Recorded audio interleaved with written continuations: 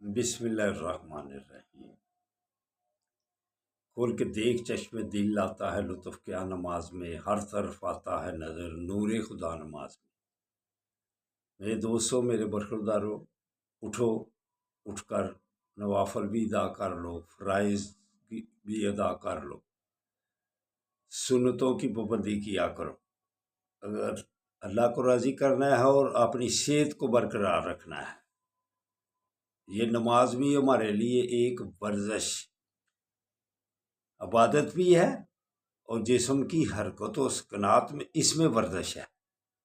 اگر آپ نے مکمل طور پر صحت مند رہنا ہے تو پھر زیادہ رکعتیں پڑھا کرو، سنتوں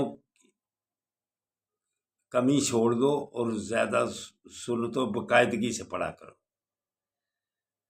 تو اس کے بعد نماز ادا کرنے کے بعد یا غفور، جو سب سے بڑی صفت ہے اللہ کی، بخش دینا، معاف کر دینا، اس کا ورد کیا کرو۔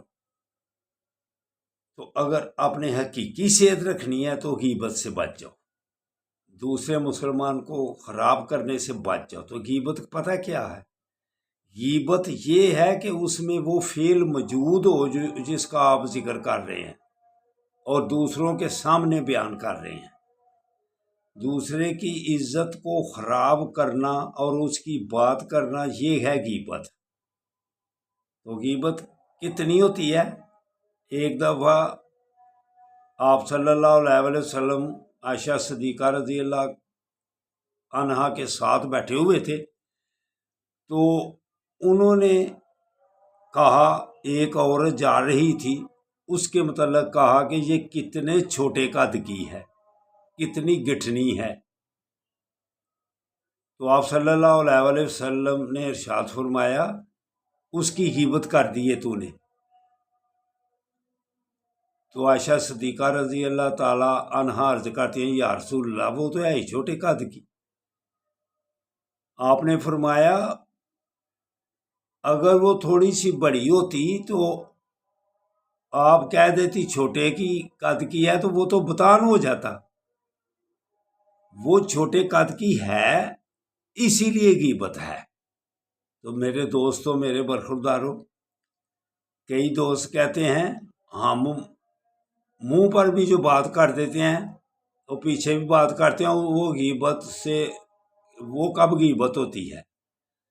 تو 30ویں سپارے کی سورت وَيْلٌ لِّكُلِّ ہُمَزَةٍ لُّمَزَةٍ، اس کا ترجمہ یہی ہے کہ کسی کے پیٹھ پیچھے بھی اور اس کے منہ کے اوپر بھی وہ بات مت کرو جس سے اس کو تکلیف ہو، جس سے اس کو پریشانی ہو۔ وَيْلٌ لِّكُلِّ کا ترجمہ پڑھ لینا۔ تو میرے دوستوں، میرے برخورداروں، تو غیبت کا نقصان کتنا ہے؟ آپ صلی اللہ علیہ وسلم ایک دفعہ جا رہے تھے تو صحابہ بھی اس پاس سے، آپ نے فرمایا اس مردہ جانور کی طرف اشارہ کرتے ہوئے کہ اس کو کون کھانا پسند کرے گا؟ تو صحابہ عرض کرتے ہیں، یا رسول اللہ، اس سے تو بدبو آ رہی ہے۔ آپ نے فرمایا، جو کسی اپنے مسلمان بھائی کی غیبت کرے گا وہ اس نے یہ مردار کھایا ہے۔ تو جتنی مرضی پھر خوراک اچھی کھا لو اور ساتھ غیبتیں کرتے جاؤ تو پھر تو سمجھو سارا دن آپ مردار کھاتے رہتے ہیں۔ اس لیے اگر اپنے آپ کو صحت مند رکھنا ہے تو غیبتیں بند کر دو۔ اللہ حافظ، اللہ حافظ، اللہ حافظ۔